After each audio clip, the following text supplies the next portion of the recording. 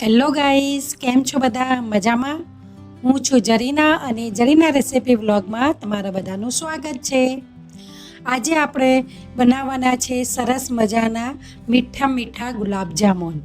આ ગુલાબજામુનમાં મેં મેદાનો યુઝ નથી કર્યો, છતાં બી આ ગુલાબજામુન એકદમ સોફ્ટ બનીને તૈયાર થશે અને એકદમ 5 મિનિટમાં ઇઝીલી તમે આ ગુલાબજામુન બનાવીને તૈયાર કરી શકો છો. આ ગુલાબજામુનમાં મેં બ્રેડનો ઉપયોગ કર્યો છે. તો ચાલો આપણે જોઈ લઈએ કે આ ગુલાબજામુન કેવી રીતે બને છે. તો અહીં મેં 8 થી 10 બ્રેડની સ્લાઇસ લઈ લીધી છે, જો આ રીતની. હવે આમાંથી આપણે બ્રેડના જે કિનારા હોય છે એ કિનારીને આપણે કાપી લેવાની છે આ રીતે. ફ્રેન્ડ્સ, જો તમને મારી રેસીપી ગમતી હોય તો લાઈક જરૂરથી કરજો અને કોમેન્ટમાં જરૂરથી બતાવજો કે તમને આ રેસીપી કેવી લાગી. અને તમે મારી ચેનલ પર પહેલી વાર આવ્યા છો કે હજી સુધી તમે મારી ચેનલને સબસ્ક્રાઈબ નથી કરી તો વગર ભૂલે મારી ચેનલને સબસ્ક્રાઈબ કરો અને બાજુમાં જે બેલ આઇકન છે ને એનું બટન પર જરૂરથી દબાવજો, જેથી મેં જે બી વિડીયો નાખું ને એ તમને તરત જ નોટિફિકેશનમાં મળી જાય. હવે જો આપણે બ્રેડને આ રીતે કટકા કરી લીધા છે અને મિક્સી જારમાં પલ્સ મોડ પર ચાલુ બંધ કરીને આપણે ફેરવી લઈશું તો આ રીતે આપણો બ્રેડનો જે ભૂકો છે એ તૈયાર થઈ જશે. બહુ ઝીણું નથી કરવાનું, થોડું દરદરું જ રાખવાનું છે. હવે એને બાઉલમાં આપણે ટ્રાન્સફર કરી લઈશું. આમાં મેં 2 થી 3 ચમચા જેટલું મિલ્ક પાવડર એડ કર્યો છે. આ બિલકુલ ઓપ્શનલ છે, પણ જો તમે એડ કરશો ને તો તમારા ગુલાબજામુન બજાર જેવા સરસ મજાના બનશે, તો જરૂરથી એડ કરજો. હવે આને મિક્સ કરી લઈએ. હવે એમાં આપણે થોડું દૂધ ઉમેરીશું. એકસાથે દૂધ નથી નાખવાનું, જેમ જેમ જરૂર પડશે તેમ દૂધ એડ કરીશું અને એનો આપણે લોટ બાંધીશું, જો આ રીતે. ફ્રેન્ડ્સ, તમે મારી જે કેરીની ચટણીની રેસીપી છે એમાં બહુ જ સરસ મને સપોર્ટ કર્યો છે. લગભગ 4,500 જેટલા વ્યૂઝ આવ્યા છે.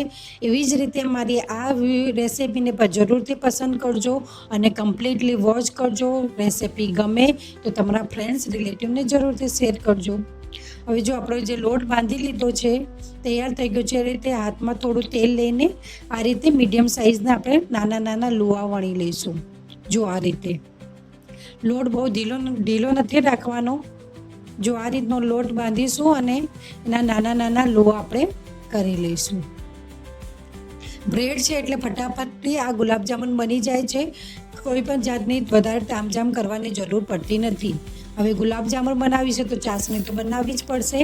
તો ચાસણી બનાવવા માટે મેં 1 કટોરી અહીં ખાંડ લીધી છે અને જેટલી ખાંડ લીધી છે એટલું જ આપણે અહીં પાણી ઉમેરીશું, જો આ રીતે. હવે આને ચાસણીમાં મેં 2 થી 3 ઇલાયચીને ફોલીને નાખી દીધી છે. એનાથી ચાસણીમાં બહુ સરસ ખુશ્બુ આવી જશે. અને હવે આપણે આને હલાવીને ચાસણી થવા માટે મૂકી દઈશું ગેસ ચાલુ કરીને.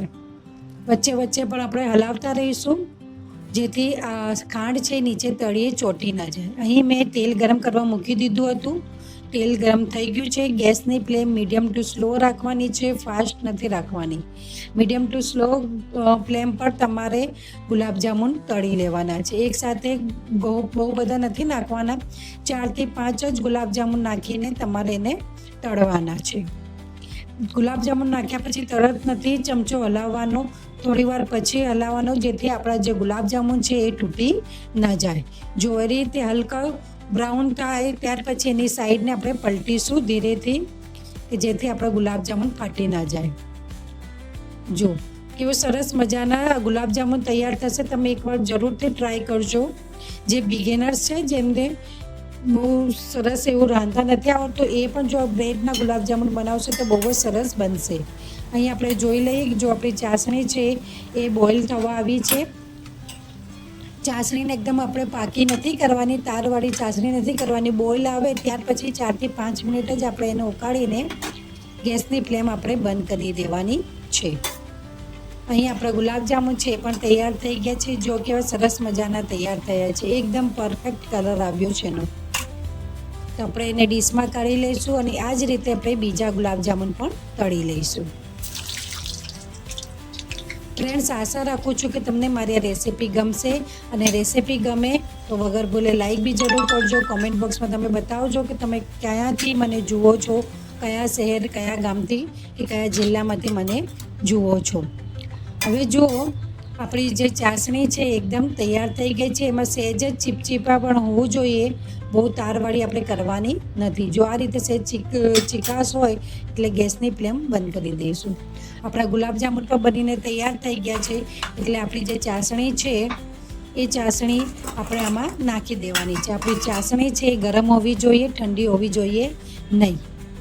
અને ગુલાબજામુન બી હલકા હલકા ગરમ હોવા જોઈએ. હવે આપણે એમાં ચાસણી ઉમેરી દઈશું. જો આ રીતે બહુ સરસ મજાની બને છે. તમે એકવાર જરૂરથી ટ્રાય કરજો. અને મારી ચેનલ પર તમને ઘણી બધી રેસીપીના વિડીયો જોવા મળશે. તો તમે મારી ચેનલ જરીના રેસીપી વ્લોગને વગર ભૂલીએ જરૂરથી વિઝિટ કરજો અને મારી ચેનલના વિડીયો પણ જરૂરથી જોજો. હવે આપણે આને થોડી વાર માટે મૂકી દઈશું, કલાક દોઢ કલાક માટે, જેનાથી જે ચાસણી છે એ અંદર ગુલાબજામુનની અંદર એબ્સોર્બ થઈ જાય.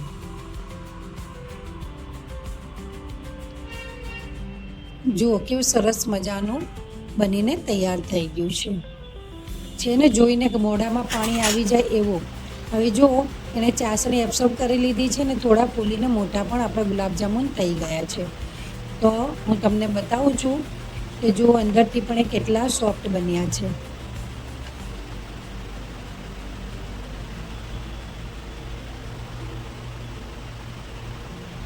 છે ને એકદમ ઇઝીલી તૂટી જાય છે અને અંદરથી એકદમ જ સોફ્ટ બનીને તૈયાર થયા છે. તો જરૂરથી રેસીપી ટ્રાય કરજો.